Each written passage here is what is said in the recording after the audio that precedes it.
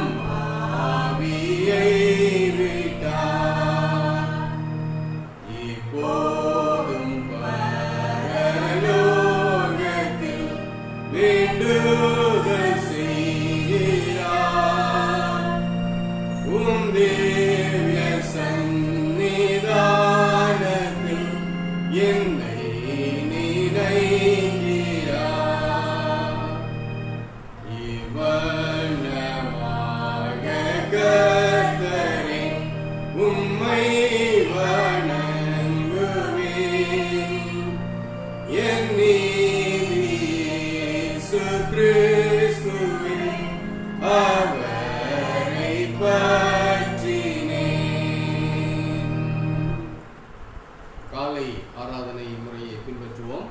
துன்மார்க்கன் தான் செய்த துன்மார்க்கத்தை விட்டு விலகி நியாயத்தையும் நீதியையும் செய்வானே ஆகில் அவன் தன் ஆத்மாவை பிழைக்க பண்ணுவான். கர்த்தாவே, என்னை தண்டியும், ஆனாலும் நான் அவமாய் போகாதபடிக்கு உம்முடைய கோபத்தினாலே அல்ல, மட்டாய் தண்டியும். நமக்கு பாவம் இல்லை என்போமானால் நம்மை நாமே வஞ்சிக்கிறவர்களாயிருப்போம். சத்தியம் நமக்குள் இராது. நம்முடைய பாவங்களை நாம் அறிக்கையிட்டால் பாவங்களை நமக்கு மன்னித்து எல்லா அநியாயத்தையும் நீக்கி நம்மை சுத்திகரிப்பதற்கு கர்த்தர் உண்மையும் நீதியும் உள்ளவராயிருக்கிறார். பிரியமானவர்களே, நம்முடைய பரமபிதாவாகிய சர்வ வல்லமை உள்ள தேவனுடைய அளவில்லாத தயவினாலும் இரக்கத்தினாலும் பாவ மன்னிப்பை பெறுவதற்காக நாம் செய்த பலவிதமான பாவங்களையும் அக்கிரமங்களையும் அவர் சன்னதியில் மாயமாய் மறைத்துக் கொள்ளாமல் பணிவும் தாழ்மையும் துக்கமும் கீழ்ப்படிதலும் உள்ள இருதயத்தோடு அறிக்கையிட வேத வசனம் பற்பல வாக்கியங்களில் நம்மை ஏவுகிறது. நாம் எக்காலத்திலும் தேவனுக்கு முன்பாக நம்முடைய பாவங்களை மன தாழ்மையாய் அறிக்கையிட வேண்டுவதுமின்றி அவருடைய திருக்கரங்களினாலே நாம் பெற்றுக்கொண்ட மேன்மையான உபகாரங்களுக்காக ஸ்தோத்திரம் செலுத்தவும் மிகவும் சிறந்த அவருடைய புகழை பிரஸ்தாபம் பண்ணவும் அவருடைய மகா பரிசுத்த வசனத்தை கேட்கவும் நம்முடைய சரீரத்துக்கும் ஆத்மாவுக்கும் தேவையானவைகளுக்காக வேண்டிக் கொள்ளவும் நாம் கூடி வந்திருக்கிற தருணத்தில் பாவங்களை அறிக்கையிடுவது நமது விசேஷித்த கடமையாயிருக்கிறது. ஆகையால் இங்கே இருக்கிற நீங்கள் யாவரும் சுத்த இருதயத்தோடும் தாழ்ந்த சத்தத்தோடும் பரம கிருபாசன தண்டையில் என்னுடனே கூட சேர்ந்து நான் சொல்லுகிற பிரகாரம் சொல்ல உங்களை வேண்டிக் கொள்கிறேன். நாம் யாவரும் முழங்கால் படியிட்டு பொதுவான பாவ அறிக்கையை சேர்ந்து சொல்லுவோம்.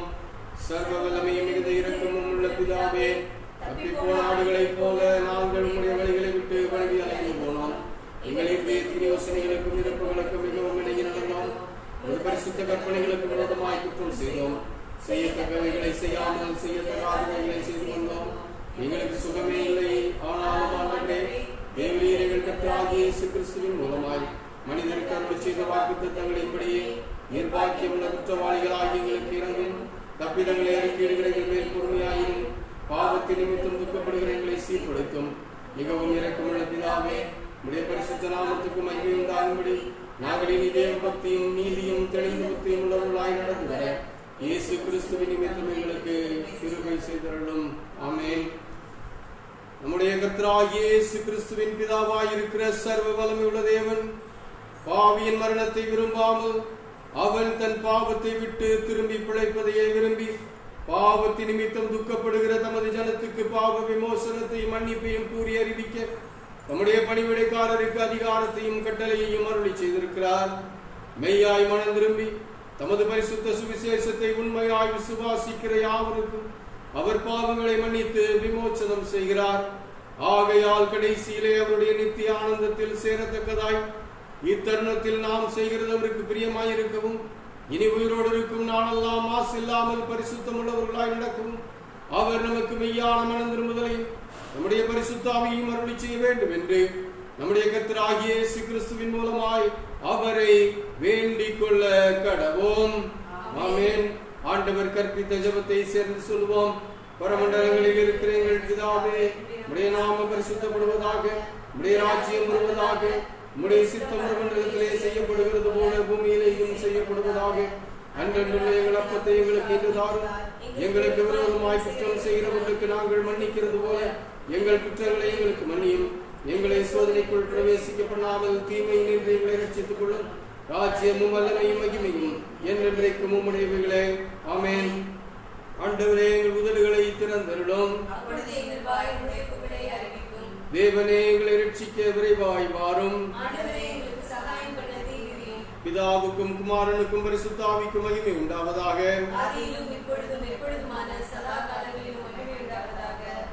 கர்த்தரை துதியுங்கள். நாம் யாவரும் நின்ற வண்ணமாக 23ஆம் சங்கீதத்தை சேர்ந்து வாசிப்போம். சேர்ந்து வாசிக்கும்படியாக குறிக்கப்பட்டிருக்கிற சங்கீதம் 23. கர்த்தர் என் மேய்ப்பராயிருக்கிறார், நான் தாட்சி அடையேன். அவர் என்னை கொண்டுள்ள இடங்களில் மேய்த்து அமர்ந்த தண்ணீர்கள் அண்டையில் என்னை கொண்டு போய்விடுகிறார்.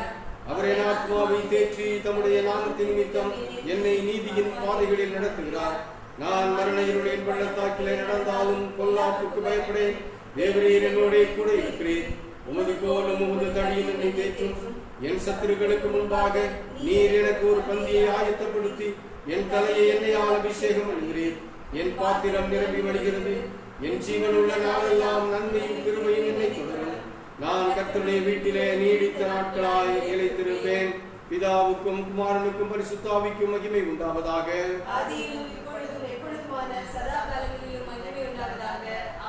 நாம் யாவரும் நின்றவாறு நம்முடைய விசுவாசத்தை அப்போஸ்தலர் விசுவாச பிரமாணத்தின் வழியாக சேர்ந்து அறிக்கை செய்வோம். வானத்தையும் பூமியையும் படைத்த சர்வ வல்லமையுள்ள பிதாவாகிய தேவனை விசுவாசிக்கிறேன். அவருடைய ஒரே குமாரனாகிய நம்முடைய நாதர் இயேசு கிறிஸ்துவையும் விசுவாசிக்கிறேன். பொந்திபிலாத்துவின் காலத்தில் பாடுபட்டு சிலுவையில் அறையுண்டு மரித்து அடக்கம் பண்ணப்பட்டு பாதாளத்தில் இறங்கினார். 3ஆம் நாள் மரித்தோரிடத்திலிருந்து எழுந்தருளினார். பரமண்டலத்துக்கு ஏறி சர்வ வல்லமையுள்ள பிதாவாகிய தேவனுடைய வாரிசத்தில் வீற்றிருக்கிறார். அவ்விடத்தில் இருந்து உயிருள்ளோரையும் மரித்தோரையும் நியாயம் தீர்க்க வருவார். பரிசுத்த ஆவியையும் விசுவாசிக்கிறேன். பொதுவாயிருக்கிற பரிசுத்த சபையும் பரிசுத்தவான்களுடைய ஐக்கியம் பாவ மன்னிப்பும் சரீர உயிர்த்தெழுதலும் நித்திய ஜீவனும் என்று விசுவாசிக்கிறேன். ஆமென். கர்த்தர் உங்களோடு இருப்பாராக. ஜெபம் பண்ண கிடவோம். கர்த்தாவே எங்களுக்கு இரங்கும். கிறிஸ்துவே எங்களுக்கு இரங்கும். கர்த்தாவே எங்களுக்கு இரங்கும். பரமண்டலங்களில் இருக்கிற எங்கள் பிதாவே, உம்முடைய நாமம் பரிசுத்தப்படுவதாக. உம்முடைய ராஜ்யம் வருவதாக. உம்முடைய சித்த பரமண்டலத்திலே செய்யப்படுகிறது போல பூமியிலேயும் செய்யப்படுவதாக. அன்றன்றுள்ள எங்கள் அப்பத்தை எங்களுக்கு இன்று தாரும். எங்களுக்கு விரோதமாய் குற்றம் செய்கிறவர்களுக்கு நாங்கள் மன்னிக்கிறது போல எங்கள் குற்றங்களை எங்களுக்கு மன்னியும். எங்களை சோதனைக்குள் பிரவேசிக்க பண்ணாமல் தீமையினின்று எங்களை ரட்சித்துக் கொள்ளும். ஆமென். கர்த்தாவே, உம்முடைய இரக்கத்தை எங்களுக்கு காண்பியும். உம்முடைய பணிவிடைக்காரருக்கு நீதியை தரிப்பியும். கர்த்தாவே, உம்முடைய ஜனத்தை ரட்சியும். கர்த்தாவே, எங்கள் காலத்தில் சமாதானத்தை கட்டளையிடும். பராபரனே, எங்கள் இருதயத்தை சுத்திகரியும். உயிர்த்தெழுந்த திருநாளுக்கு பின்வரும் 3ஆம் ஞாயிறு சுருக்க ஜெபம். வழிதப்பினவர்கள் நீதி மார்க்கத்தில் திரும்பி வரும்படி உமது சத்தியத்தின் ஒளியை காட்டுகிற சர்வ வல்லமையுள்ள தேவனே, கிறிஸ்து மார்க்கத்தின் ஐக்கியத்தில் சேர்க்கப்பட்ட யாவரும் தங்கள் மார்க்கத்துக்கு ஏற்காதவைகளை விலக்கி போடவும் அதற்கேற்ற யாவையும் பின்பற்றி நடக்கவும் எங்கள் கர்த்தராகிய இயேசு கிறிஸ்துவின் மூலமாய் கிருபை செய்தருளும். பெருவாரி விஷவியாதிகள் நடமாடும் காலத்தில் செய்ய வேண்டிய ஜெபம். சர்வ வல்லமை உள்ள தேவனே, உம்முடைய ஜனங்கள் வனாந்தரத்திலே மோசேயையும் ஆரோனையும் எதிர்த்து அவர்களுக்கு விரோதமாய் அடம் சாதித்து கலகம் செய்தது நிமித்தம் அவர்கள் மேல் கோபம் கொண்டு வாதையை வரவிட்டு தாவீது ராஜாவின் காலத்திலும் கொள்ளை நோயினாலே 70,000 பேரை சங்காரம் செய்து பின்பு உமது இரக்கத்தை நினைவு கூர்ந்து மற்றவர்களை ரட்சித்தீரே. இக்காலத்தில் கொடிய விஷவியாதியினாலே வாரிக்கொள்ளப்படுகிற ஏழை பாவிகளாகி எங்கள் மேல் மனதுருகி அப்பொழுது தேவரீர் இரக்கமாய் பாவ பரிகாரத்தை ஏற்றுக்கொண்டு வாதையை நிறுத்தும்படி சங்கார தூதனுக்கு கட்டளையிட்டது போல இப்பொழுது எங்கள் கர்த்தராகிய இயேசு கிறிஸ்துவின் திருமுகத்தை பார்த்து இந்த கொடிய விஷவியாதியை எங்களை விட்டு நீக்கியருளும். ஆமென். சமாதானத்துக்கு காரணரும் ஏக சிந்தையை விரும்புகிறவருமாகிய தேவனே, உம்மை அறிவதே நித்திய ஜீவன், உம்மை சேவிப்பதே மெய் சுயாதீனம். தேவரீரை தஞ்சமாக கொண்டிருக்கிற முதலியாராகிய நாங்கள் எந்த விரோதிகளுடைய வல்லமைக்கு பயப்படாதிருக்கும்படியாக எங்கள் சத்துருக்கள் செய்கிற எல்லா பிரயத்தனங்களிலும் நின்று எங்கள் கர்த்தராகிய இயேசு கிறிஸ்துவின் வல்லமையினால் எங்களை காப்பாற்றி அருளும். இத்தருணத்தில் ஒருமனப்பட்டு உம்மை நோக்கி எங்கள் பொதுவான விண்ணப்பங்களை செய்ய எங்களுக்கு கிருபை அளித்த சர்வ வல்லமையுள்ள தேவனே, 2 பேராவது 3 பேராவது என் நாமத்தினாலே கூடி வரும் பொழுது அவர்கள் கேட்கிறவைகளை அருளி செய்வேன் என்று வாக்குறுதி இருக்கிறீரே. கர்த்தாவே, உமது அடியாராகி எங்களுக்கு வேண்டிய நன்மைகள் உண்டாக எங்கள் விருப்பங்களையும் வேண்டுதல்களையும் இப்பொழுது நிறைவேற்றி இம்மையிலே உம்முடைய சத்தியத்தை அறிகிற அறிவை மறுமையிலே நித்திய ஜீவனையும் எங்களுக்கு கட்டளையிட்டருளும். ஆமென். தயவு செய்து உட்காருங்கள். ஒரு சில அறிவிப்புகள். அன்பானவர்களே, நம்முடைய தேசத்திலே பரவி வருகிற இந்த கொடுமையான கொரோனா வைரஸ் தாக்குதலின் நிமித்தமாக மேலும் ஊரடங்கு உத்தரவு நீடிக்கப்பட்டிருக்கிறபடியினாலே வருகிற மே மாதம் 17ஆம் தேதி வரைக்கும் நாம் இருக்கிற இடங்களிலே, அதுவும் நம்முடைய மதுரை பட்டணம் ஒரு ஹாட்ஸ்பாட் சிட்டியாக சிவப்பு மண்டலமாக அறிவிக்கப்பட்டிருக்கிறபடியினாலே மிக கடுமையான உத்தரவுகளுக்கு மத்தியிலே நாம் வாழ வேண்டிய ஒரு சூழ்நிலை இருக்கிறது. ஆனாலும் ஆண்டவருடைய அளவற்ற கிருபையினாலே ஆண்டவர் நம்மை பாதுகாத்து கொண்டிருக்கிறார்.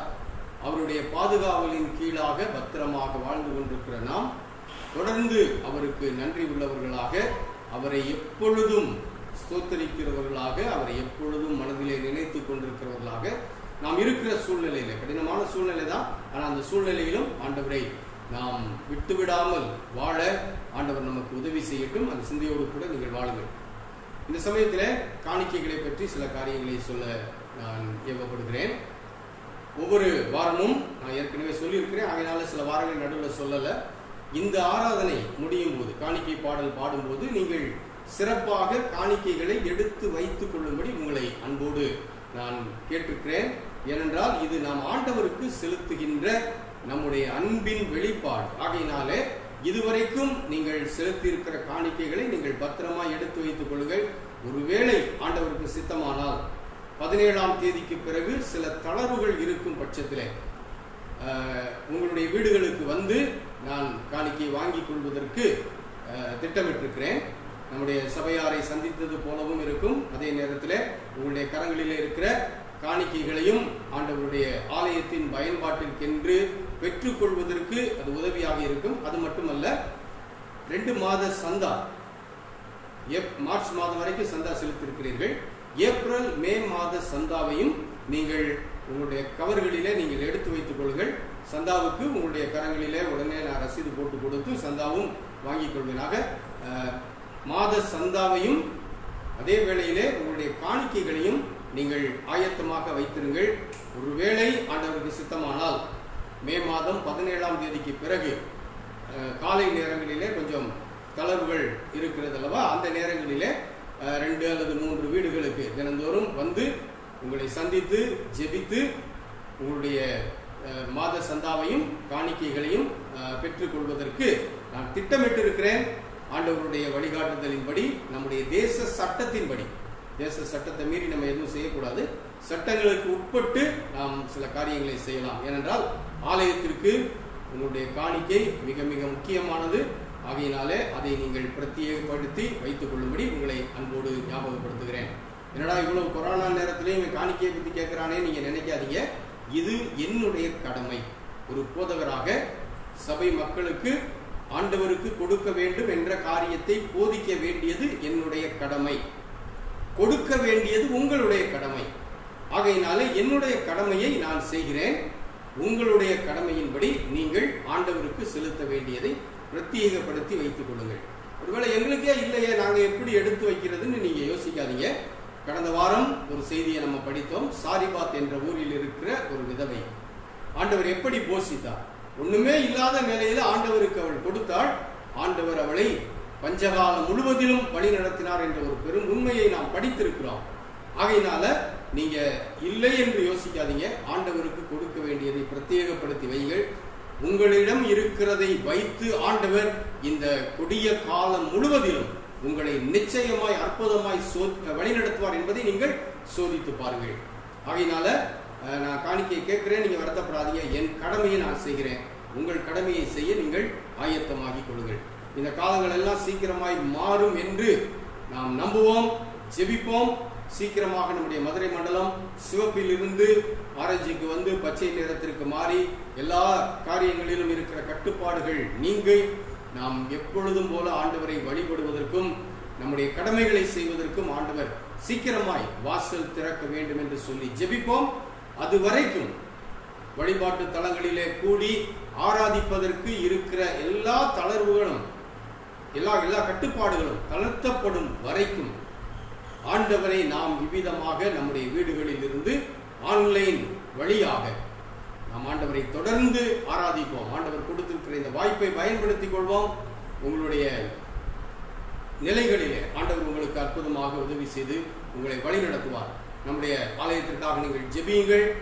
நம்முடைய ஆலயத்தின் காரியங்களை நீங்கள் ஆண்டவருடைய பாதத்திலே வைத்து நீங்கள் ஜெபியுங்கள். உங்கள் வாழ்க்கையை ஆண்டவர் ஆசீர்வாதமாக்கி தருவார். வேத பாடம் வாசிப்போம். இந்த நாளின் வேத பாடமாக யாத்திராகமம் புஸ்தகம் 19வது அதிகாரம் முதல் 6 வசனங்கள் வாசிப்போம். யாத்திராகமம் 19 முதல் 6 வசனங்கள். இஸ்ரவேல் புத்திரர் எகிப்து தேசத்திலிருந்து புறப்பட்ட 3ஆம் மாதம் 1ஆம் நாளிலே சீனாய் வனாந்தரத்தில் சேர்ந்தார்கள். அவர்கள் ரெவிதீமில் இருந்து பிரயாணம் புறப்பட்டு சீனாய் வனாந்தரத்தில் சேர்ந்து அந்த வனாந்தரத்தில் பாளையம் இறங்கினார்கள். இஸ்ரவேலர் அங்கே மலைக்கு எதிராக பாளையம் இறங்கினார்கள். மோசே தேவனிடத்திற்கு ஏறி போனான். கர்த்தர் மலையிலிருந்து அவனை கூப்பிட்டு, நீ யாக்கோபு வம்சத்தாருக்கு சொல்லவும் இஸ்ரவேல் புத்திரருக்கு அறிவிக்கவும் வேண்டியது என்னவென்றால், நான் எகிப்தியருக்கு செய்ததையும் நான் உங்களை கழுகுகளுடைய செட்டைகளின் மேல் சுமந்து உங்களை என் அண்டையிலே சேர்த்துக் கொண்டதையும் நீங்கள் கண்டிருக்கிறீர்கள்.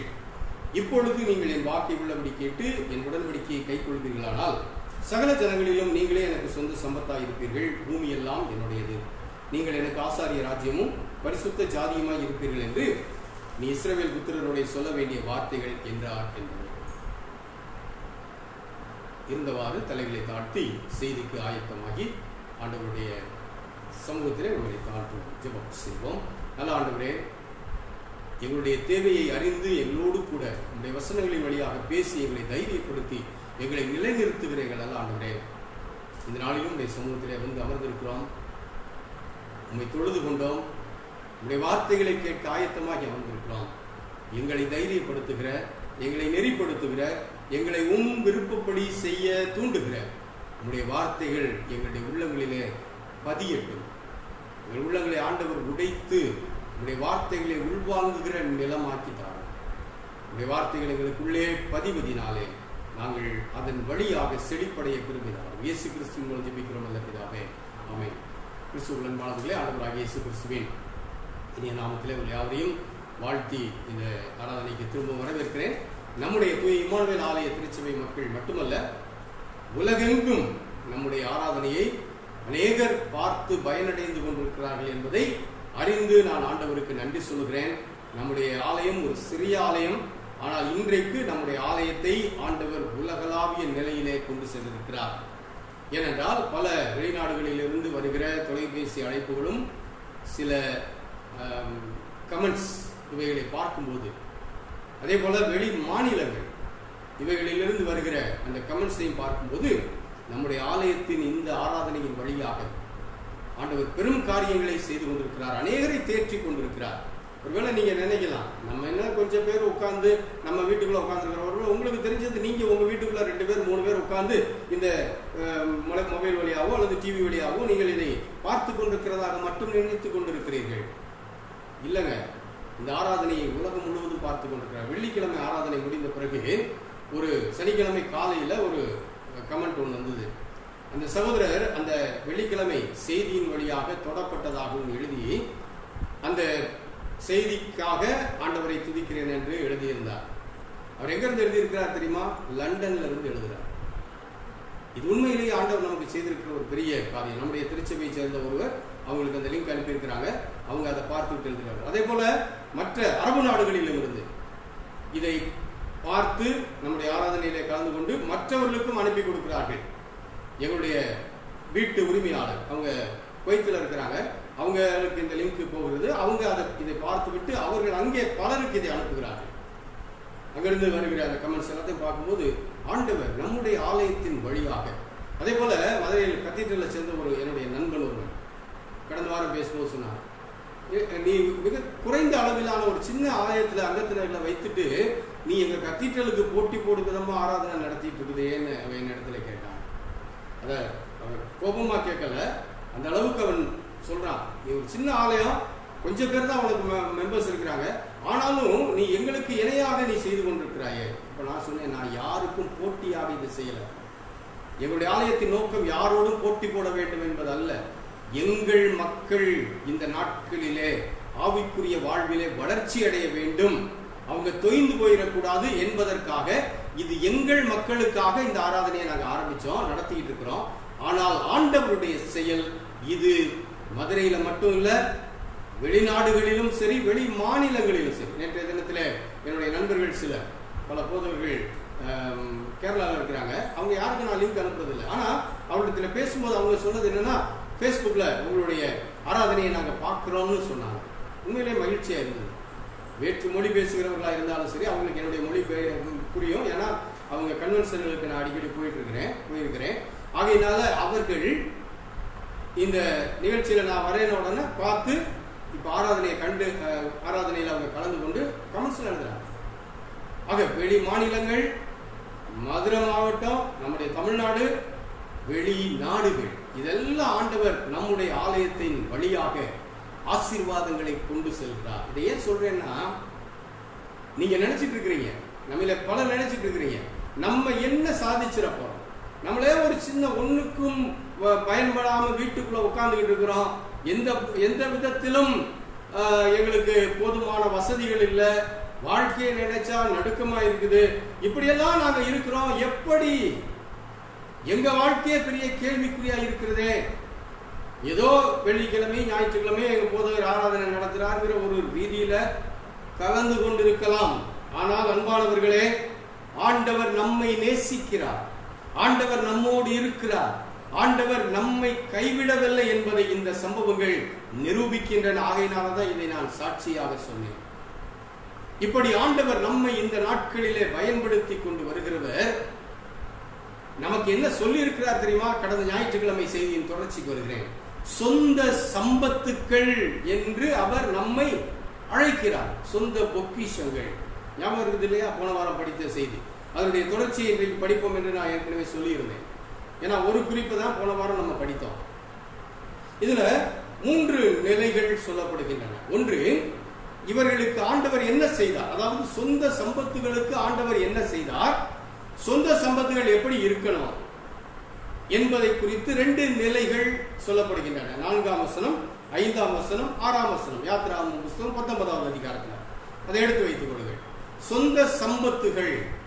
கடந்த வாரம் இதை குறித்து நான் ரொம்ப விரிவாக முன்னுரை பேசினேன். அதற்கு பிறகு முதல் குறிப்பாக உங்களோடு கூட 4வது வசனத்தின் முன் பகுதியை வைத்தேன்.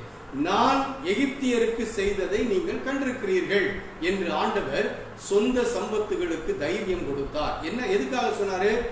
நான் வல்லமை படைத்தவர், ஆகையினால உங்களை யாரும் எதுவும் ஒன்றும் செய்துவிட முடியாது. நீங்க எதற்கோ பயந்துட்டு இருக்கிறீங்க.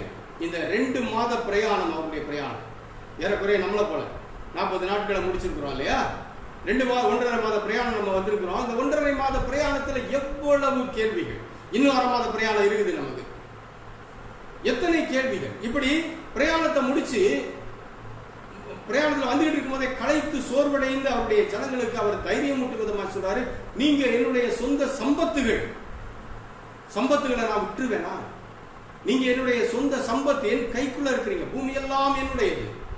ஆக என்னுடைய கைக்குள்ள இருக்கிற சொந்த சம்பத்துகளாகிய உங்களை நான் எப்படியெல்லாம் நடத்தினேன் என்று அவர்களுக்கு நினைவுபடுத்துகிறார். அந்த நினைவுபடுத்தல நான் எகிப்தியருக்கு செய்ததை நீங்கள் கண்டிருக்கிறீர்கள் சொல்றாரு.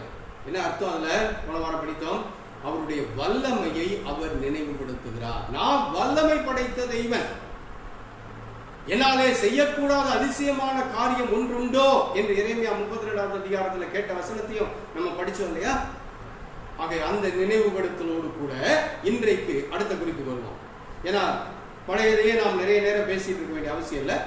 வேண்டுமானால் புதுசா இன்னைக்கு தான் நான் பார்க்கிறேன்னு போன வாரம் இந்த ஃபேஸ்புக்லயே அது இருக்குது, போன ஞாயிற்றுக்கிழமை செய்தியை நீங்கள் போய் அதை கிளிக் பண்ணி பாருங்க. உங்களுக்கு அதுல நீங்க திரும்பவும் அதை ரிமைண்ட் பண்ணிக்கலாம். மறந்துட்டீங்கனாலும் போன வார செய்தி நீங்க கிளிக் பண்ணி பாருங்க. சரி, இந்த வார செய்திக்கு வருவோம். இந்த வாரம் ஆண்டவர் நமக்கு சொல்லுகின்ற காரியம் என்ன? அந்த 4வது வசனத்தின் 2ஆம் பகுதி, நான் உங்களை கழுகுகளுடைய செட்டைகளின் மேல் சுமந்து உங்களை என் அண்டையிலே சேர்த்து கொண்டதையும் நீங்கள் கண்டிருக்கிறீர்கள். 2வது நினைவுபடுத்துறாரு, நான் வல்லமை படைத்தவர் என்பதை மட்டும் நீங்கள் கண்டவர்கள் அல்ல, மாறாக உங்களை நான் தூக்கி சுமந்தேன். இதுவரைக்கும் நடந்து வந்த பாதைகள், அடிமைகளாய் நீங்கள் இருந்த காலமும் சரி, இந்த விடுதலை பயணத்தின் 2 மாத காலத்திலும் சரி, நீங்களாக எதையும் சாதிக்கவில்லை, நீங்களாக எதையும் செய்துவிடவில்லை, உங்களை நான் சுமந்து கொண்டு வந்தேன். எப்படி சொல்றார் பாருங்களேன், நான் உங்களை கழுகுகளுடைய செட்டைகளின் மேல் சுமந்து உங்களை என் அண்டையிலே சேர்த்து கொண்டதையும். கழுகு எப்படி குஞ்சுகளை சுமக்குமாம்? செட்டைகளின் மேலே உட்கார வச்சு அது உயர உயர உயர பறந்து போகுமாம் தன்னுடைய உன்னதமான கூடு இருக்கிற மலை உச்சிகளுக்கு. ஏன்னா குஞ்சுகளுக்கு பறக்க முடியாது, அவ்வளவு உயரம் அவைகள் பறந்து போக முடியாது.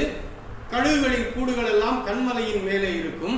அந்த கண்மலையின் மேல் இருக்கிற கூடுகளுக்கு தன்னுடைய குஞ்சுகளை, பறக்க இயலாத குஞ்சுகளை அது ரெக்கைகளை தன்னுடைய சிறகுகளின் மேல வச்சு, முதுகு மேல வச்சு அது தூக்கிட்டு போகுமா. இந்த விதமாய் கழுகு தன்னுடைய குஞ்சுகளை தூக்கிட்டு போறது போல நான் உங்களை தூக்கிட்டு வந்தேன். எல்லாருமையான தெய்வ மக்களே, நீங்க என்ன நினைச்சிட்டு இருக்கிறீங்க? இதுவரை காலத்தையும் நீங்களே போராடி போராடி போராடி தாண்டி வந்தீர்கள் என்று நினைத்துக் கொண்டிருக்கிறீர்கள். ஆண்டவர் உங்களுக்கு என்ன நினைவுபடுத்துறார் தெரியுமா? நீங்களாக வரவில்லை. நீங்களாக உங்க வாழ்க்கையை போராடி நீங்க முன்னுக்கு வரல. இந்த 40 நாள் ஊரடங்கு தனிமைப்படுத்தப்பட்ட அந்த லாக்டவுன் பீரியட்ல ஏதோ நீங்கள் பெரிதாய் சாதித்து விட்டீர்கள் என்று நினைச்சீங்க இல்லையா? அப்பாடா இன்னைக்கு தேதி முடிஞ்சிச்சு, அப்பாடா ஒரு நாள் முடிஞ்சிருச்சு, அப்பாடா 25 நாள் முடிஞ்சிருச்சு, நாளை கணக்கு போட்டு அப்பாடா இன்னைக்கு 40வது நாள், இன்னும் 14 நாள் தானே கணக்கு போட்டுட்டு இருக்கிறீங்க. அந்த கணக்குல உள்ள இருக்கிற ஒரு உண்மை என்ன தெரியுமா? ஏதோ நீங்களே போராடி போராடி ஒவ்வொரு நாளையும் தாண்டி வந்து விட்டீர்கள் என்று இன்னைய பாடு முடிஞ்சிருச்சு அப்பாடா நினைச்சிட்டு இருக்கிறீங்க. அந்த நாளை நீங்கள் தாண்டுவதற்கு நீங்க ஒண்ணுமே செய்யலங்க. உங்க ஆண்டவருடைய தோள் மீது நீங்கள் அமர்ந்திருந்தீர்கள், அவ்வளவுதான். உபாகமத்துல மோசே எழுதும் போது இத இன்னும் தெளிவா எழுதுகிறார். ஆண்டவர் அவங்களுக்கு சொன்னதாக 31வது வசனம், 1வது அதிகாரம், உபாகமும் 1வது அதிகாரம் 31வது வசனம், ஒரு மனிதன் தன் பிள்ளையை சுமந்து கொண்டு போவது போல நீங்கள் இவ்விடத்திற்கு வருகிற வரைக்கும் நடந்து வந்த வழிகள் எல்லாவற்றிலும் உங்கள் தேவனாகிய கர்த்தர் உங்களை சுமந்து கொண்டு வந்ததை கண்டீர்களே. இங்க சொல்லும் போது கூட கழுகு சுமந்துட்டு வந்தது போலன்னு சொல்றாரு. ஆனா உபாகமத்துல எழுதும் போது என்ன எழுதப்படுகிறது பாருங்களேன், ஒரு மனிதன் தன் பிள்ளையை சுமந்து கொண்டு போவது போல. இது எனக்கு என்ன ஞாபகத்துக்கு வருதுன்னா, பெண்கள் பிள்ளைகளை இடுப்புல வச்சு தூக்கிட்டு போவாங்க. ஆனா ஆண்கள் பல நேரங்களில் தொலை தூரம் கொண்டு போகணும் அப்படின்னா பெண்களால இடுப்புல வச்சு கொண்டு போக முடியாது, ஆண்களுக்கு இடுப்புல வச்சு கொண்டு போறது ரொம்ப கஷ்டம். அப்ப தொலை தூரம் போக வேண்டிய நிறைய கிராமத்து காட்சிகளிலே நம்ம இதை பார்க்கணும். அப்பாவுக்கு மேல பிள்ளைகள் எப்படி உட்கார்ந்து இருக்கும்னு பார்த்துருக்கிறீங்களா? தோள் மேல ஏறி உட்கார சொல்லணும். 2 காலையும் சில பிள்ளைகள் போட்டிருக்கோம், சில பிள்ளைகள் இங்கிட்டு ஒரு கால் அங்கிட்டு ஒரு கால் போட்டு அப்பா தலையை கட்டியா பிடிச்சிருக்கோம். அவரு ஒரு சுமையும் சுமக்காதது போல போய்கிட்டே இருப்பார். அது ரொம்ப ஈஸி. கொஞ்சம் வளர்ந்த பிள்ளைகளை தூக்கிட்டு போறது இந்த மெத்தட் ஈஸி. ஒத்த கையிலேயே தூக்கிட்டு போனா கை வலிக்கும் இல்லையா? தூக்கி தோல்ல உட்கார வச்சாச்சுன்னா வெயிட் எல்லாம் பேலன்ஸ் ஆயிடும். அந்த பிள்ளை அது பாட்டுக்கு தலையை பிடிச்சுக்கிடும், நம்ம பாட்டுக்கு போகலாம். அப்ப தகப்பன் அந்த பிள்ளையையும் நோகாம, இது கொஞ்ச நேரம் இழுத்தி பிடிச்சா பிள்ளைக்கு வலிக்கும், தூக்கி தூக்கி மாத்தி மாத்தி வைக்கணும், இடுப்புல பிடிச்சு தூக்குறது இல்லை. ஆனா தோல்ல உட்கார வச்சாச்சுன்னா எந்த சிரமமும் இல்லை. அது பாட்டுக்கு உட்காந்துருக்கும், தலையை மட்டும் இறுக்கி பிடிச்சுக்கிறோம், அவ்வளவுதான். போக வேண்டிய இடத்துக்கு அப்பா கொண்டு போய் சேர்த்துருவார். இந்த காட்சியை கொஞ்சம் நினைவு கொண்டு வாங்களேன். ஆண்டவர் இது வரைக்கும் உங்களை எப்படி தூக்கிட்டு வந்தாருன்னா, இது மாதிரி தோல் மேல உட்கார வச்சு தூக்கிட்டு போயிருக்கிறார், தூக்கிட்டு வந்துட்டு இருக்கிறார். இப்ப நீங்க எங்க இருக்கிறீங்க தெரியுமா? ஆண்டவருடைய தோல் மேல இருக்கிறீங்க. இதுதான் இங்க நினைவுபடுத்தப்படுகிறது. சொந்த சம்பத்துகளுக்கு நினைவுபடுத்தப்படுகிற காரியம் என்னன்னா, நீங்கள் ஆண்டவருடைய தோல் மேல உட்கார்ந்து இருக்கிறீங்க. ஆண்டவருடைய தோல் மேல உட்கார்ந்து இருக்கிறதுனா என்ன ஆசீர்வாதம் தெரியுமா? எந்த இடைஞ்சலும் இல்லாம நீங்க எதையும் பார்க்கலாம் இல்லையா? இடுப்புல இருந்தா கூட அம்மாவுடைய லெவலுக்கு கீழே தான் பார்க்க முடியும். ஆனா தோல் மேல ஏறிச்சுன்னா அப்பா பார்க்கறத விட கூடுதலா பார்க்கலாம். இன்னைக்கு நம்ம பெரும் பிரச்சனையா அதுதான், பெரும் பிரச்சனையா அதுதான். ஆண்டவருடைய தோல் மேல உட்கார்ந்து இருக்கிறோம், ஆகையினால நமக்கு நிறைய தூரம் தெரியுது, இன்னும் எப்படி வாழ போகிறோமோ என்ற பயமும் வந்துருச்சு. அப்பாட்ட சொல்ற மேல உட்காந்துட்டு, எப்பா அப்பா இந்த அங்க ஒரு இடத்துல ஒரு பிரச்சனை இருக்குது, அங்க ஒரு இடத்துல ஒரு நாய் நிக்குது, மேல உட்கார்ந்து இருந்தா தெரியும். அப்பா அவர் மாட்டு போவாரு. ஆனா மேல உட்கார்ந்து இருக்கிற பிள்ளை பயப்படும், அங்க ஒரு நாய் நிக்குது, 2 நாய் அங்க சண்டை போட்டுட்டு இருக்குது, அல்லது அங்க இப்படி ஒரு பயமுறுத்துற ஒரு நிலைமை இருக்குது. அப்பா என்ன சொல்லுவாரு? பேசாம இரு, நான் உன்னைய கூட்டிட்டு போறேன் இல்லையா? இதே நிலை தாங்க இன்னைக்கு நம்ம அப்பா அம்மா எத்தனை பேர் நமக்கு இப்படி செஞ்சிருக்கிறாங்க இல்லையா? கொஞ்சம் யோசிச்சு பாருங்களேன், கொஞ்சம் கடந்த காலங்களுக்கு பின்னிட்டு பாருங்களேன். அன்னைக்கு மேல உட்கார்ந்துக்கிட்டு என்னென்ன பயந்தோமோ அதெல்லாம் இன்னைக்கு வாழ்க்கையில பயந்துட்டு இருக்கிறோம். ஆனா அப்பா என்ன சொல்லுவாரு? நீ பேசாம இரு, நான் பாத்துக்கிறேன். நீ மேல உட்கார்ந்து இருக்கிறவனே நாய் ஒண்ணு செய்யாது, என்னைய கடிச்சு தானே மேல வரணும். ஆக கீழே தாக்கக்கூடிய எந்த தாக்கங்களும் உனக்கு வராது, உன் கால் வலிக்காது, உனக்கு பிரச்சனை இல்லை, நீ பாட்டுக்கு அமைதியில உட்காந்துரு, கண்டதையும் பார்த்து பயப்படாத. அப்பா சொன்னாங்க இல்லையா? அதே போல இன்றைக்கு ஆண்டவருடைய மேல நம்ம உட்கார்ந்து இருக்கிறோங்க. உட்கார்ந்துட்டு இருக்கிற நம்ம என்னென்னத்தையோ பார்த்து பயந்துகிட்டு உட்கார்ந்து இருக்கிறோம். என் வாழ்க்கையில் அப்படி நடந்துருமா, இப்படி நடந்துருமா, ஐயோ முன்னால பார்த்தாச்சுன்னா அப்படி இருக்குதே, இப்படி இருக்குதே, நாட்டில் அது அப்படி சொல்றாங்களே, இப்படி சொல்றாங்களே, டிவியை திருப்பினா பயம் காட்டுறாங்க, என்ன நடக்குமோன்னு போட்டுக்கிட்டே இருக்கிறாங்க, எனக்கு பயமா இருக்குது, என் வீட்டுக்கு பக்கத்துல பாதிப்பு வந்துருச்சு, பயமா இருக்குது, என்னென்னத்தையோ பார்த்து பயந்துட்டு இருக்கிறீங்க இல்லையா? உங்களுக்கு ஆண்டவர் சொல்றார், நீங்க அவருடைய சொந்த சம்பத்துகள், அவருடைய பொக்கிஷங்கள், பூமியெல்லாம் என்னுடையது என்று சொல்லுகிற ஆண்டவருடைய சொந்த பொக்கிஷங்கள். நீங்க சொந்த பொக்கிஷம். தைரியமா இருக்கணும், எதையும் பார்த்து பயப்படக்கூடாது. உங்களுக்கு முன்னால உங்களை பயமுறுத்துகின்ற காட்சிகள் உங்க கண்களுக்கு தெரியலாம், உங்களை நடுங்க வைக்கக்கூடிய காட்சிகள் உங்க கண்களுக்கு தெரியலாம். ஆனா நீங்க யார் மேல இருக்கிறீங்க தெரியுமா? யார் உங்களை இதுவரைக்கும் தூக்கிட்டு வந்தது தெரியுமா? உங்க முயற்சினாலே, உங்க படிப்புனாலே, உங்க பணத்தினாலேயோ. எத்தனையோ பேர் பணம் சம்பாதித்து இன்றைக்கு ஒன்றுமில்லாமல் இருக்கிறாங்களே. உங்க கையில ஒண்ணுமே இல்லைங்க, ஆனாலும் நீங்கள் அற்புதமாய் நடத்தப்பட்டு வந்தீர்களே. எப்படி நடந்துச்சு? நீங்களாய் நடந்து வரவில்லை, உங்க சுய முயற்சியினால நீங்க எதையும் சாதிக்கவில்லை. நீங்க ஒருத்தர் மேல ஏறி அமர்த்தப்பட்டிருக்கிறீர்கள். யார் தெரியுமா? உங்களை சொந்த சம்பத்துக்கள் என்று சொல்லுகின்ற உங்கள் ஆண்டவர். அந்த ஆண்டவர் தோள் மேல உங்களை தூக்கி வச்சிருக்கிறாரு. அழகா சொல்றாரு பாருங்க, நான் உங்களை கழுகுகளுடைய செட்டைகளின் மேல் சுமந்து என் அண்டையிலே சேர்த்துக் கொண்டதையும் நீங்கள் கண்டிருக்கிறீர்கள். என் அருமையான விசுவாசியே, நீ கடந்த நாட்களிலே ஒரு தகப்பன் மனிதன் தன் பிள்ளையை தோளிலே சுமந்து செல்வது போல ஆண்டவர் உன்னை தன் தோள் மீதே சுமந்து சென்றதை, இவ்விடத்திற்கு வருகிற வரைக்கும் நடந்து வந்த வழிகள் எல்லாவற்றிலும் உங்கள் தேவனாகிய கர்த்தர் உங்களை சுமந்து கொண்டு வந்ததை கண்டீர்களே. இவ்வளவு நாள் பார்த்தீங்கல்ல, இப்போ ஏன் கலக்கம்? நீங்களா நடந்து வந்தோம்னு நீங்க நினைச்சதுனாலதாங்க கலக்கம். உங்க மனதிலே தோன்றுகிற கண்களின் காட்சிகளை எல்லாம் பார்த்து பார்த்து பயந்ததினாலே கலக்கம். நீங்க எதை பார்க்கணும் தெரியுமா? ஆண்டவர் உங்களை சுமந்து கொண்டு வந்திருக்கிறார் என்பதை மட்டும் பார்க்க வேண்டும். வேற எதையும் பார்க்காதீங்க. உங்களை இதுகாரும் சுமந்து கொண்டு வந்திருக்கிறவர் உங்களை சொந்த சம்பத்துகள் என்று அழைக்கிற ஆண்டவர். அந்த ஆண்டவருடைய கரத்திற்குள் அமைதலா இருங்க. ஆண்டவரே, இன்னும் 14 நாட்கள் நீடிக்கப்பட்டிருக்கிறது எங்கள் தேசத்திலே ஊரடங்கு. நடத்துங்க ஆண்டவரே, நடத்துங்க ஆண்டவரே. என்னை இதுவரைக்கும் தூக்கிட்டு போனீங்க இல்லையா? எனக்கு ஒரு சேதமும் வராதபடிக்கு இன்று வரைக்கும் என்னை பாதுகாத்துக் கொண்டிருக்கிறீங்க இல்லையா? என்னை தொடர்ந்து கூட்டிட்டு போங்க. அருமையான தெய்வ மக்களே, அருமையான இம்மானுவேல் ஆலய அங்கத்தினர்களே, அல்லது இதை கேட்டுக்கொண்டிருக்கிற எந்த தேசத்துக்காரர்களா இருந்தாலும் சரி, உங்க தேசத்திலேயே இதே பாதிப்பு இருக்குது, உங்க தேசத்திலேயே இதே பிரச்சனை இருக்குது, உங்க தேசத்திலே இதே பயமுறுத்துதல் இருக்குது. பயப்பட வேண்டாம். நீங்கள் ஆண்டவருடைய சொந்த சம்பத்துக்கள். சொந்த சம்பத்துகளுக்கு அவர் இப்படி நன்மை செய்து கொண்டு இருக்கிறார். இதை நீங்கள் கண்டிருக்கிறீர்கள். அதை நீங்கள் நினைவுக்கு கொண்டு வாங்க. அதை நீங்க நினைவுக்கு கொண்டு வாங்க. எப்போதெல்லாம் உங்களுக்கு பயம் வருதோ அப்போதெல்லாம் நான் என் ஆண்டவருடைய சொந்த சம்பத்து என்பதை நினைச்சுக்கோங்க. சொந்த சம்பத்துக்கு அவர் என்ன செய்வார் என்பதை நீங்கள் நினைத்துக் கொள்ளுங்கள். சர்வ வல்லமை படைத்த தேவன் சொந்த சம்பத்துகளை ஒரு நாளும் தன் தோளில் இருந்து இறக்கி வைக்க மாட்டார். கழுகு பாதி வழியில இறக்கி வச்சிருமா? கூட்டுல கொண்டு போய் குஞ்ச பத்திரமா இறக்கி வைக்கும். அதுபோல உங்கள் வாழ்க்கையின் கடைசி நாள் வரைக்கும் உங்களை பத்திரமாய் சுமந்து கொண்டு போவார் என்பதை இதுவரைக்கும் நடத்தி கொண்டு வந்த நிலைகளிலிருந்து நீங்கள் நினைத்து பாருங்கள் என்று ஆண்டவர் சொல்கிறார். எவ்வளவு பெரிய தைரியம் இல்லையா இது? நம்முடைய ஆண்டவர் நம்ம எவ்வளவாக தைரியப்படுத்துகிறார். தைரியம் கொடுக்கிற ஆண்டவர்.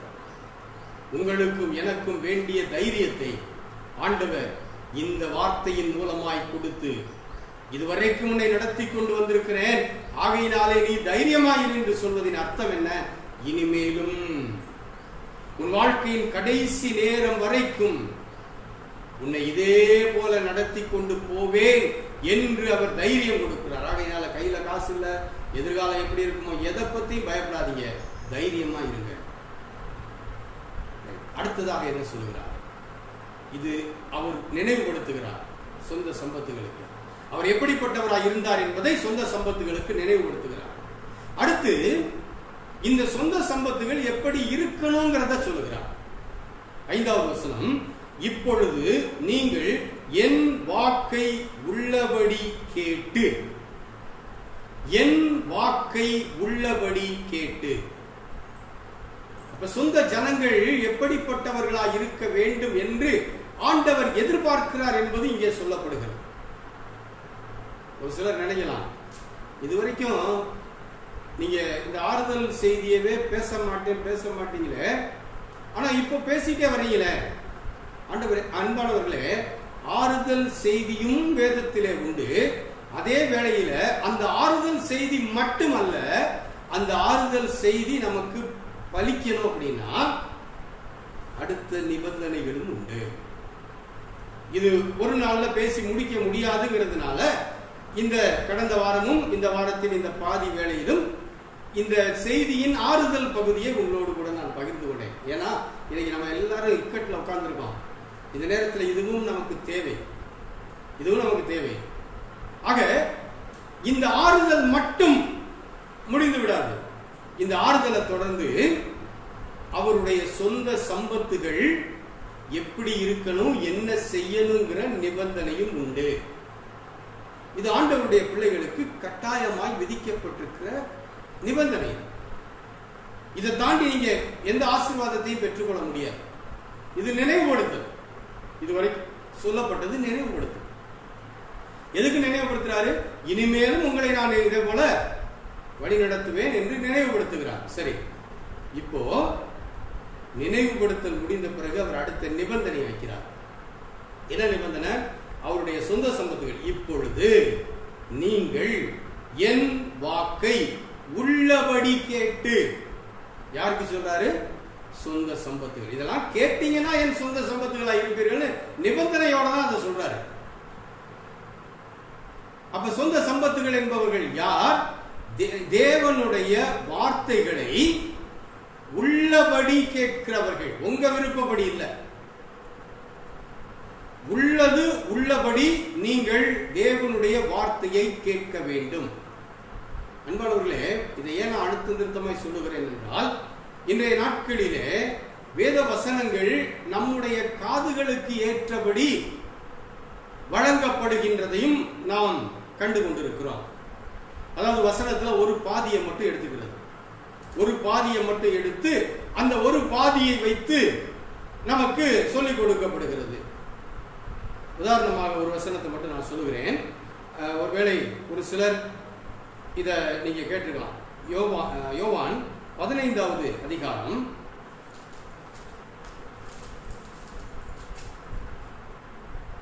அதுல ஒரு பகுதியை அடிக்கடி கேட்போம், அல்லது வீடுகளில் கூட ஸ்டிக்கர்ஸ் ஒட்டி வச்சிருப்போம். என்ன பகுதினா, நீங்கள் கேட்டுக்கொள்வது எதுவோ அது உங்களுக்கு செய்யப்படும். 15வது அதிகாரம் யோவான் 7வது வசனம்.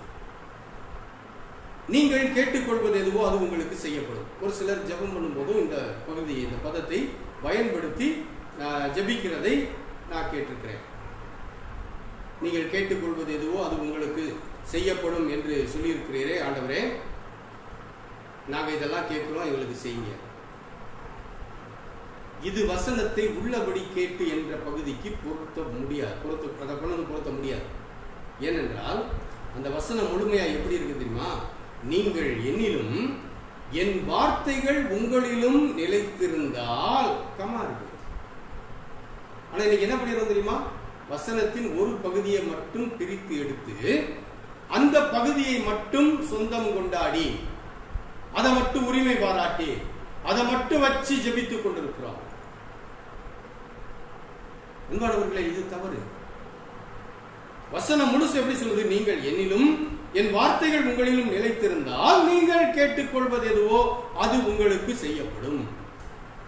அப்ப யாரு சொன்னா யாரு கேட்டா கொடுப்பார்? அவரு யாரிடத்திலே ஆண்டவருடைய வார்த்தை தங்கி இருக்கிறதோ, யார் ஆண்டவரில் நிலைத்திருக்கிறார்களோ. ஏன்னா என்னில் நிலைத்திருங்கள் என்று ஆரம்பித்து சொல்லிட்டு போறார்.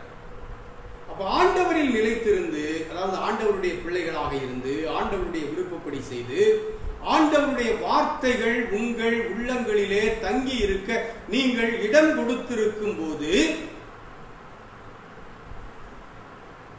நீங்கள் கேட்டுக்கொள்வது உங்களுக்கு அருளி செய்யப்படும். இதுதான் வசனம் முழுமை. ஆனா இந்த வார்த்தைகளை உள்ளபடி கேட்காத ஒரு நிலை என்பது என்ன? பாதி கேட்கிறது. நீங்க கேட்டுக்கொள்வது எதுவோ அது செய்யப்படும் சொன்னீரே ஆண்டவரே, நான் உங்ககிட்ட கேட்கிறேன், உங்க நாமத்து மேல விசுவாசம் உள்ளதான் தான் கேட்கிறேன். அந்த வசனம் யாருக்கு சொல்லப்பட்டிருக்கிறது? எல்லாருக்கும் இந்த உரிமை பாராட்டிக் கொள்ள முடியுமா? முடியாது.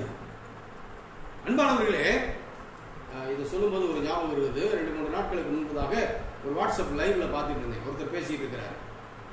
அவர் என்ன சொல்றாரு தெரியுமா? இப்படிப்பட்ட போதகங்களாக இன்றைக்கு இருக்குதுங்கிறதுக்காக நான் எச்சரிப்புக்காக என் சபை மக்களுக்காக சொல்லுகிறேன். அவர் என்ன சொல்றாரு இந்த வாட்ஸ்அப் லைவ்ல, ஃபேஸ்புக் லைவ்ல, இன்னைக்கு சிலர் நீங்க இப்படியெல்லாம் நிபந்தனைகளோடு நடந்தால்தான் ஆண்டவர் உங்களுடைய ஜெபங்களை கேட்பார் என்று சொல்லுகிறார். அதெல்லாம் இல்ல, நீங்க யாரா இருந்தாலும் ஆண்டவர் உங்களை கேட்பார். இதுல ஒரு பாதி உண்மை இருக்கிறது. யாரா இருந்தாலும் கேட்பார். எதை கேட்பார் தெரியுமா? ஆண்டவரே என் பாவங்களை மன்னியும் என்ற ஜெபத்தை மட்டும் யார் செய்தாலும் கேட்பார். அதுக்கு உதாரணம் சிலுவையிலே மரணம் அடைந்த கள்ளன். யார் செய்தாலும் இந்த ஜெபத்தை கேட்பார். ஆண்டவரே என் பாவங்களை மன்னியும் என்ற ஜெபத்தை மட்டும் யார் வேணாலும் செய்யலாம். ஆனா அதுக்கு பிறகு அவர் கைக்குள்ள நீங்க வந்த பிறகு உங்களுக்கு நிபந்தனை உண்டு, மறந்துடாதீங்க. அதனாலதான் அவர் இங்க அழுத்தம் திருத்தமா சொல்றாரு, என் வாக்கை உள்ளபடி கேட்டு என்று அவர் அழுத்தம் திருத்தமாக இதை சொல்றதுக்கு காரணம் என்ன? ஆனா இன்னைக்கு எந்த அர்த்தத்துல அந்த ஊழியக்காரர் அப்படி பேசினார்னு எனக்கு புரியல. ஒருவேளை அதை கேட்டுட்டு, ஒருவேளை என்னை கேட்டுக்கொண்டிருக்கிற என் திருச்சபை மக்கள் யாராவது அந்த ஃபேஸ்புக் வீடியோவை பார்த்துட்டு ஒருவேளை நம்ம கேட்கறதெல்லாம் ஆண்டவர் கொடுப்பார்னு நினைச்சீங்கன்னா அவங்களை திருத்திக் கொள்ளுங்கள். நீங்க கேட்பதிலே ஆண்டவர் உங்களுக்கு பாவ மன்னிப்புக்கான ஜெபத்தை மட்டும் எந்த நிபந்தனையும் இன்றி கேட்பார். கைக்குள்ள வந்துட்டீங்க அப்படின்னா, அந்த கள்ளனுக்கு வேற வாழ்க்கை, கடைசியில சிலுவை சாக போற நேரத்தில் அவன் கேட்டான், அப்படியே உள்ள போயிட்டான். ஆனா அவர் கைக்குள்ள வந்த பிறகு நமக்கு நிபந்தனைகள் உண்டு. இங்க மட்டும் இல்லைங்க, யாத்திராகமம் 15வது அதிகாரத்துக்கு வாங்களேன். யாத்திராகமம் 15வது அதிகாரத்துல இந்த மக்கள் 15வது அதிகாரத்துல இவர்கள் செங்கடலை தாண்டி செங்கடலின் மறுகரையில உற்சாகமா ஆடி பாடுறாங்க. மிகுந்த பெரிய ஆர்ப்பாட்டம். ஆண்கள் எல்லாம் ஆண்டவர் எங்களுக்கு நன்மை செய்தார் நன்மை செய்தார் என்று ஒரே ஆட்டம், கொண்டாட்டம். பெண்கள் ஒருபடி மேல போய் உணர்ச்சி வசப்பட்டவர்களாக மோசேயின் சகோதரியோடு சேர்ந்து நடனமாடி, இதெல்லாம் யாத்திராகமம் 15வது அதிகாரத்திற்கு படிச்சு பாருங்க. நடனமாடி ஆண்டவரை துதிக்கிறார்கள், மகிழ் கொண்டாடுகிறார்கள். இந்த ஆட்டம் பாட்டெல்லாம் முடிஞ்சு 3 நாள் வனாந்தர பிரயாணம். அவங்க பிரயாணம் பண்ணி மாராவுக்கு வந்து சேர்றாங்க. மாரால வந்தா தண்ணி இருக்கு. அவங்க பிரயாண களைப்புல தண்ணி அள்ளி குடிக்க போறாங்க. கசந்து கிடக்குது, குடிக்க முடியல. உடனே முறுமுறுக்க ஆரம்பிச்சிட்டாங்க. முறுமுறுக்க ஆரம்பிச்சு, என்ன இப்படி 3 நாளைக்கு முன்னால் ஆண்டவர் எங்களுக்கு அப்படி இப்படின்னெல்லாம் 1வது வசனத்துல இருந்து 21வது வசனம் வரைக்கும் பெரிய பாட்டு பாடினாங்க. ஆண்களும் பெண்களுமாய் பாடி கொண்டாடினார்கள். ஆனா 22வது வசனத்துக்கு வந்தப்ப அவங்க பிரயாணம் சொல்லப்படுகிறது. 23வது வசனத்துல அவங்க குடிக்க கூடாத தண்ணீர் இருந்த மாராவுக்கு வந்துட்டாங்க. முறுமுறுத்தாங்கன்னு 24வது வசனத்துல இருக்கு. முறுமுறுக்க ஆரம்பிச்சாங்க. மோசேக்கு ஆண்டவர் ஒரு மரத்தை காட்டினாரு. அந்த மரத்தை வெட்டி தண்ணியில போட்டோம்னா மதுரமான தண்ணியாச்சு. தண்ணியை குடிச்சாங்க. அந்த இடத்துல ஒரு உண்மை சொல்லப்படுகிறது. என்னவென்றால் 25வது வசனத்தின் கடைசி பகுதி, அவர் அங்கே அவர்களுக்கு ஒரு நியமத்தையும் ஒரு நியாயத்தையும் கட்டளையிட்டு அங்கே அவர்களை சோதித்து. இதெல்லாம் குறிச்சு வச்சுக்கோங்க. மாராவில் கசந்த தண்ணீர் மதுரமானது, பாட்டு பாடி கொண்டாடிட்டு போயிடுறீங்க. மாராவை எதுக்கு ஆண்டவர் கொடுத்தாரு? ஆண்டவர் அற்புதம் செய்ய. இன்னைக்கு சிலருக்கு சொல்லவும் நான் கேட்டிருக்கிறேன். மாராவில் ஆண்டவர் அற்புதம் செய்து ஆண்டவர் உங்கள் வாழ்க்கையிலும் அற்புதம் செய்வார். அல்லேலூயா. நல்லதுங்க. ஆண்டவர் மாறாத மட்டும் இல்லை, எங்கேயும் அற்புதம் செய்வார். எந்த இடத்திலையும் அவரால் அற்புதம் செய்யக்கூடாத இடம் ஒண்ணுமே கிடையாது. மாறாத மட்டுமே அற்புதம் செய்வாரு. எல்லா இடத்துலையும் செய்வார். நடந்து வரும்போதே அவங்களுக்கு வானத்திலிருந்து மழையை கொடுத்து தண்ணி கொடுத்துருக்கலாம். ஏன் 3 நாள் காய விட்டு கொண்டு வந்து கசந்த தண்ணியில விட்டாரு? ஒரு பாடத்தை வைக்கிறார் பாருங்களேன். அங்கே அவர்களுக்கு ஒரு நியமத்தையும் ஒரு நியாயத்தையும் கட்டளையிட்டு. இவங்க குதிச்சுக்கிட்டு இருந்த நேரத்தில் அவர் உண்மையை நல்லா புரிஞ்சுக்கோங்களேன். இவன் குதிச்சுக்கிட்டு இருந்த நேரத்தில், கொண்டாடிக்கிட்டு இருந்த நேரத்தில் ஆண்டவர் ஒரு நியமத்தை வச்சார்னா காதுல விழுமா? இன்னைக்கு நம்மளே எடுத்துக்கோமே, ஆண்டவர் கேட்டதெல்லாம் கொடுத்துட்டாருன்னு ஒரே ஆர்ப்பாட்டமும் ஆடி பாடி கொண்டாடிக்கிட்டு இருக்கிற நேரத்துல ஆண்டவர் ஒரு நியமத்தை நமக்கு வச்சார்னா, ஒரு கட்டளையை சொன்னார்னா என்ன சொல்லும் தெரியுமா நம்ம மனசு? இதெல்லாம் கேட்டா எனக்கு கிடைச்சிச்சு, நான் கேட்கல, அவருடைய பிள்ளையா இருந்து எனக்கு கொடுத்தாரு, அதே போல எல்லாமே எனக்கு நடக்கும். இன்னைக்கு அந்த மக்கள் எப்படி ஆடி பாடினாங்க, விடுதலையாகி வந்தோம் அது ஒரு பக்கத்துல. அது மட்டுமல்ல, எகிப்து செங்கடல் முன்னால எங்களுக்கு செங்கடல், பின்னால பார்வோனைகளை இடுக்கில மாதிரி பிடிச்சிட்டான். பார்வோனுடைய சேனையில கையில நாங்க அகப்பட்டுருவோமோ நினைச்சு நடுங்கிக்கிட்டு இருந்தோம். ஆண்டவர் செங்கடலை திறந்தாரு, நாங்க ஓடிட்டோம். அதே போல அவனும் பின்னால வந்தான், திரும்பவும் நடுங்கினோம். ஆனா ஆண்டவர் கடலை திரும்ப மூடிட்டாரு. அவ்வளவு அடிச்சு புரண்டு ஓடிடுச்சு. அவன் ரத்தம் விதமா ஊர்ல எல்லாம் கலண்டு ஓடிடுச்சு. இதை நாங்க கண்ணால பார்த்தோம். எங்கள் ஆண்டவர் எப்படி எங்களை காத்தார் என்பதை கண்ணால பார்த்தோம். அல்லேலூயா, ஸ்தோத்திரம். பாட்டம் ஆட்டம். அன்பானவர்களே, செங்கடலை தாண்டு வரும் வரைக்கும் ஆண்டவர் எந்த நிபந்தனையும் உனக்கு வைக்க மாட்டார். இன்னைக்கு செங்கடலை தாண்டது எது தெரியுமா? உன்னுடைய பழைய பாவ வாழ்க்கையில் இருந்து ஆண்டவருடைய கரத்திற்குள் நீ வந்தாய் அல்லவா? உன்னை சொந்த சம்பத்து என்று சொன்னார் அல்லவா? எகிப்தின் உன்னுடைய அனைத்து எதிரிகளையும் ஒன்றுமில்லாமல் நிர்மூலமாக்கி போட்டு உன்னை அற்புதமாய் உன்னை காணானி செங்கடலின் மறுகரைக்கு கொண்டு வந்தார் இல்லையா? அதே போல இன்றைக்கு அன்பானவர்களே, பாவத்திலே பிறந்து பாவியாக வாழ்ந்த நம்மை பாவத்திலிருந்து அவருடைய இரத்தத்தினாலே மீட்டெடுத்து பரிசுத்தவான்கள் நீதிமான்கள் என்ற ஒரு புது வாழ்வை நமக்கு கொடுத்து செங்கடலின் மறுகரையிலே நிறுத்தி இருக்கிறார் இல்லையா? செங்கடலின் மறுகரைக்கு வந்து விட்டோம் என்று சொல்லுகின்ற உங்களுக்கும் எனக்கும் கிறிஸ்தவ வாழ்விலே நிபந்தனை உண்டு. இது வேதத்தின் போதனை. சும்மா உங்களை திருப்திப்படுத்துறதுக்காக யார் யாரோ கேட்டாங்கன்றத சொன்னாங்கிறத கேட்டு பின்னால போனீங்கன்னா தேவனுடைய வாக்கை உள்ளபடி கேட்காத கூட்டம். சொந்த சம்பத்துகள் தேவனுடைய வார்த்தையை உள்ளபடி கேட்கணும். உள்ளபடி கேட்கறது கொஞ்சம் கஷ்டம். உள்ளபடி கேட்கறது கொஞ்சம் சும்மா தாளாட்டா இருந்துச்சுன்னா ரொம்ப நல்லா இருக்கும். இந்த கொரோனா நேரத்தில் ஆண்டவரனை காப்பார் காப்பார் காப்பார் 99 சங்கீதம் 23 சங்கீதத்தெல்லாம் வச்சு பேசிட்டு ஒரே உற்சாகம் தான். அது மட்டும் போதாது, அது மட்டும் போதாது. அதற்கு அடுத்த நிலை உண்டு. சொந்த சம்பத்துகள் இடத்திலே தேவன் எதிர்பார்க்கிற அடுத்த நிலை உண்டு. என் வார்த்தை நீ உள்ளபடி கேளு, அறகுறையா பிடிச்சு வச்சுட்டு கேட்காத என்பது தேவனுடைய எதிர்பார்ப்பு. ஆண்டவருடைய ஆசீர்வாதம் உங்களுக்கு வேணும்னா நீங்க அவருடைய சொந்த சம்பத்துகளாக மேற்சொன்ன கடந்த வாரம் நம்ம படிச்ச இன்னும் பல நிகழ்ச்சிகளில் நம்ம படித்துக் கொண்டிருக்கிற எல்லா பாதுகாப்புகளும் உங்களுக்கு வேண்டும் என்றால் நீங்கள் அவருடைய வார்த்தைகளை உள்ளபடி கேட்கிறவர்களாக இருக்க வேண்டும். உங்களுக்கு நியமம். அந்த செய்தியில் அவர் சொல்றாரு, சிலர் சொல்றாங்க அப்படிலாம் இல்ல, நீங்க கேளுங்க, உங்களுக்கு ஆண்டவர் கேட்கறதெல்லாம் கொடுப்பாரு. ஐயா, இது எந்த வேதத்தில் இருக்குது? யார் கேட்பதையெல்லாம் கொடுப்பார் தெரியுமா? மன்னியும் என்று கேட்க ஆண்டவருடைய கரத்திற்குள் இல்லாத எகிப்தின் அடிமைத்தனத்தில் இருக்கிற, எகிப்தின் அடிமைத்தனத்தில் இருந்து பூரணமாய் விடுதலை ஆகாத ஜனம் எனக்கு விடுதலை வேண்டும் என்று கேட்கும்போது கொடுப்பார். எகிப்துக்குள்ள நிபந்தனை வச்சாரா? நான் உன்னை வெளியே கொண்டு வரணும், 430 ஆண்டு அடிமை வாழ்வு முடித்து நீ வெளியில வரணும்னா உனக்கு இந்த நிபந்தனைகள்லாம் வேண்டும் என்று ஆண்டவர் சொன்னாரா? சொல்லலையே. ஒரு நிபந்தனையும் அவர் வைக்கலையே. ஆலோட்டிகளின் நிமித்தம் என் ஜனம் இருக்கிற கூக்குரலை கேட்டேன்னு சொல்லி மோசையை பிடிச்சு கொண்டு வந்து நிறுத்தி வச்சு என் ஜனத்தை கூட்டிட்டு போன்னு பல வல்லமைகளை வெளிப்படுத்தி வெளியில கூட்டு வந்தாரு. செங்கடலுக்கு முன்னால ஏதாவது நிபந்தனை வச்சாரா? வைக்கல. ஏன்னா இன்னும் முற்றிலுமா என் ஜனம் வெளியே என் கைக்குள்ள வரல. செங்கடலின் மறுகரையில் தான் முற்றிலும் கரத்திற்குள்ளே வந்த ஜனம். வந்த ஜனத்திற்கு மாறாவை கட்டளையிட்டார். அவங்க குதிச்சு ஆடிக்கிட்டு இருக்கும் போது அவர்களுக்கு நிபந்தனை வைத்தால் காதலை ஏறவே ஏறாது. இது இயல்பு தானே. அதனால ஒரு கசப்பை வச்சாரு. இப்ப அந்த கசப்பு மதுரமான போது அவங்களுக்கு சொல்றாரு 26வது வசனம், நீ உன் தேவனாகிய கர்த்தரின் சத்தத்தை கவனமாய் கேட்டு. இதுவரைக்கும் சொன்னாரா? எகிப்தின் அடிமைத்தனத்தில் இருந்து விடுதலை ஆகும் போது சொன்னாரா? இல்லை. இதுதான் உண்மை. பாவத்திலிருந்து நீ விடுதலை ஆகணும் அப்படின்னா நீ இப்படியெல்லாம் பிராயச்சித்தம் செய்யன்னு சொல்லுவாரா? சொல்ல மாட்டார். ஏன்னா எல்லா பிராயச்சித்தத்தையும் அவர் செய்து முடித்து விட்டார். நீ ஒண்ணு செய்ய முடியாது. அதனால அதுக்கு நிபந்தனை இல்லை. அவருடைய கைக்குள் வந்த பிறகு முழுவதுமாய் எகிப்தின் அனைத்து அடிமைத்தனத்திலும் இருந்து நீ விடுதலையாகி தேவனுடைய கரத்திற்குள் வந்த பிறகு அவருடைய சொந்த சம்பத்தாய் மாறுகிறாயே.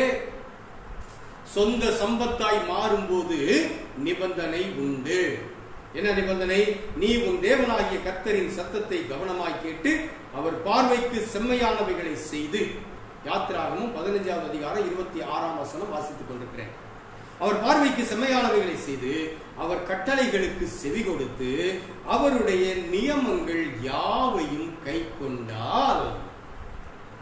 நல்லா கவனிங்க. இதே போலதான் 19வது அதிகாரத்தில் சொல்றார். நீ கவனமா கேட்டு கை கொள்வாயானால் பின்னால வருது. அப்ப நீ ஆண்டவருடைய வாக்கை உள்ளபடி கேட்க வேண்டும் என்பது சொந்த சம்பத்துகளுக்கு தேவன் எதிர்பார்க்கிற எதிர்பார்ப்பு. செய்தால் அப்ப என்ன சொல்றாரு? நான் எகிப்தியருக்கு வரப்பண்ணின வியாதிகளில் ஒன்றையும் உனக்கு வரப்பண்ணேன், நானே உன் பரிகாரியாகிய கர்த்தர் என்றார். இதுவரைக்கும் சொன்னாரா? எகிப்தின் அடிமையிலா இருக்கும் போது எகிப்தியருக்கு வந்த வியாதிகளிலே பல வியாதிகள் உங்களுக்கு வரல இல்லையா? அப்ப இந்த ஜனம் கொண்டாடக்கூடாது. அதே போல ஆண்டவர் என்னை காப்பார் காப்பார் காப்பார். வியாதி வரக்கூடாது அப்படின்னா, அருமையான தெய்வ ஜனமே, இப்போது இருக்கிற கொள்ளை நோய் உன்னை தொடக்கூடாது என்பது என்று நீ விரும்புவாயானால், நீ சொந்த சம்பத்தாய் அவருடைய கரத்திலே பாதுகாக்கப்பட்ட நிலையிலே இருக்க வேண்டுமானால், அவர் பரிகாரியாய் இருக்க வேண்டுமானால், அவருடைய வாக்கை உள்ளபடி கேட்கணும். உள்ளபடி கேட்கணும். இந்த வசனங்கள் என்ன சொல்லுதோ அதை அப்படியே, பாதி இல்லை, நமக்கு தேவையான பாதியை எடுக்கக்கூடாது. நிறைய வசனங்களை இன்னைக்கு அப்படிதான் எடுத்து வைத்து விளையாண்டு கொண்டிருக்கிறோம். நமக்கு தேவையான பாதியை எடுத்து வைத்துக் கொண்டிருக்கிறோம். அன்பானவர்களே, வசன தேவனுடைய வார்த்தையை உள்ளபடி கேட்கிறவர்கள் சொந்த சம்பத்துகள்.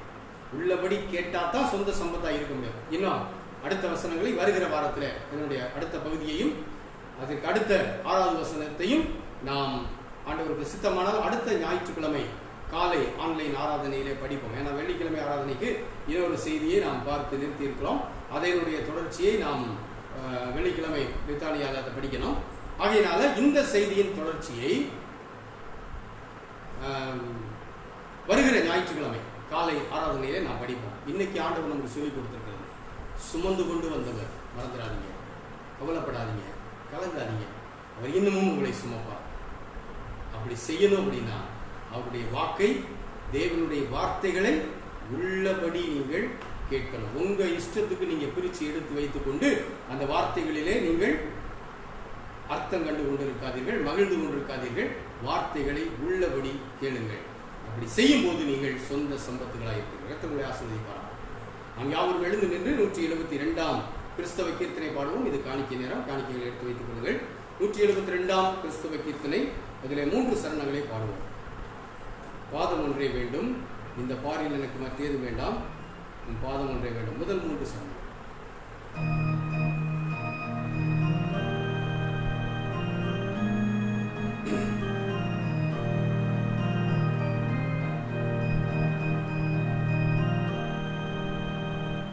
பாதம் ஒன்றே வேண்டும், இந்த பாரில் எனக்கு மற்றேதும் வேண்டாம். பாதம் ஒன்றே வேண்டும், நாதனை துங்கமை வேதனை பொங்கல் காதலுடன் துய தூதத்துடும் செய்ய. நாதனை துங்கமை வேதனை பொங்கல் காதலுடன் துய தூதத்துடும் செய்ய. பாதம் ஒன்றே வேண்டும், சீரும் புயலினால் வாரிதி பொங்கி பாரில் நடந்தார் போல் நீர்மேல் நடந்தவன். சீரும் புயலினால் வாரிதி பொங்கி பாரில் நடந்தார் போல் நீர்மேல் நடந்தவன். பாதம் ஒன்றே வேண்டும், வீசும் கமல் கொண்ட வாசனை தைலத்தை ஆசையுடன் மறி பூசி பணிந்தவர். வீசும் கமல் கொண்ட வாசனை தைலத்தை ஆசையுடன் மறி பூசி பணிந்தவர். பாதம் ஒன்றே வேண்டும், இந்த பாரில் எனக்கு மற்றேதும் வேண்டாம். பாதம் ஒன்றே வேண்டும். ஜெபம் செய்வோம். நிறைந்த நல்ல ஆண்டவரே, நீர் எங்களுக்கு தந்த உங்களுடைய வார்த்தைகளுக்காக நாங்கள் உங்களுக்கு ஸ்தோத்திரம் செலுத்துகிறோம்.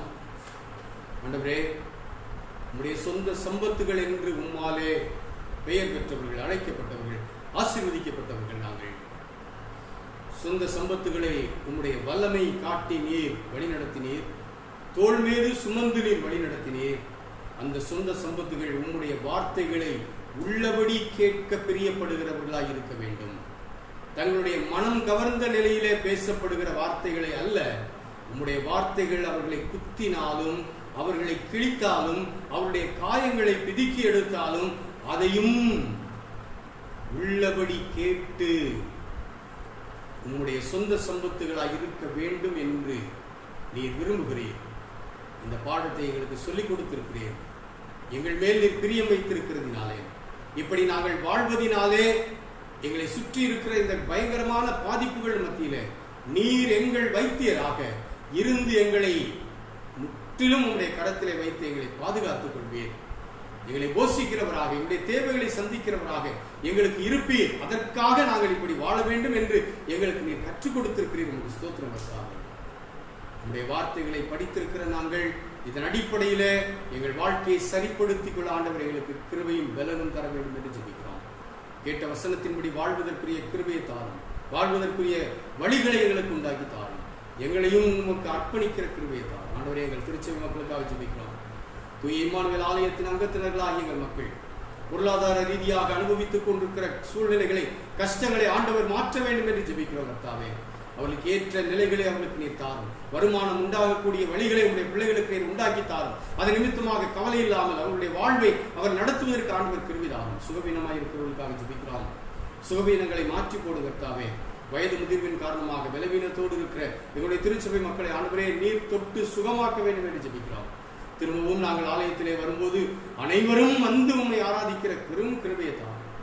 ஆண்டவரே, இந்த வேளையிலும் எங்களுடைய திருச்சபையில் இருக்கிற பலதரப்பட்ட மக்களுக்காக நாங்கள் ஜெபிக்கிறோம். ஆண்டவரே, பல நிலைகளிலே உம்மை நோக்கி கதறிக்கொண்டிருக்கிற மக்கள் தங்களுடைய சரீர சுகத்திற்காக, தங்களுடைய பொருளாதார நிலைக்காக, தங்களுடைய கடன் பிரச்சனைகள் மாற வேண்டும் என்பதற்காக, தங்களுடைய வாழ்வின் எதிர்காலங்கள் இருண்டது போல் இருக்கிறது, அதிலே வெளிச்சம் வேண்டும் என்று எதிர்பார்க்கிற மக்கள், பிள்ளைகளுடைய எதிர்காலங்களை நினைத்து கவலைப்பட்டுக் கொண்டிருக்கிறவர்கள், கையிலே எனக்கு ஒன்றுமே இல்லையே, எப்படி என் வாழ்வு இருக்கும் என்று பயந்து கொண்டிருக்கிறவர்கள், படித்துக் கொண்டிருக்கிற பிள்ளைகள், வேலைக்காக எதிர்பார்த்துக் கொண்டிருக்கிற எங்களுடைய வாலிப பிள்ளைகள், பிறந்த குட்டி குழந்தைகள், ஆண்டவரே பள்ளி பருவத்தில் இருக்கிற எங்கள் பிள்ளைகள், குடும்பத்தில் இருக்கிறவர்கள், தங்கள் மேல் பெரும் பொறுப்பு இருக்கிறது. அந்த பொறுப்பை எப்படி நாங்கள் சுமந்து முன்னோக்கி போவோம் என்ற நடுக்கத்தோடு, தயக்கத்தோடு, தடுமாற்றத்தோடு இருக்கிற எங்களுடைய குடும்ப தலைவர்கள், தலைவிகள் ஒவ்வொருவரையும் இந்த வேளையில் இந்த கரத்திலே தாழ்த்தி ஒப்படைக்கிறோம். எங்கள் திருச்சபை மக்களை மட்டுமல்ல ஆண்டவரே, எங்களை இந்த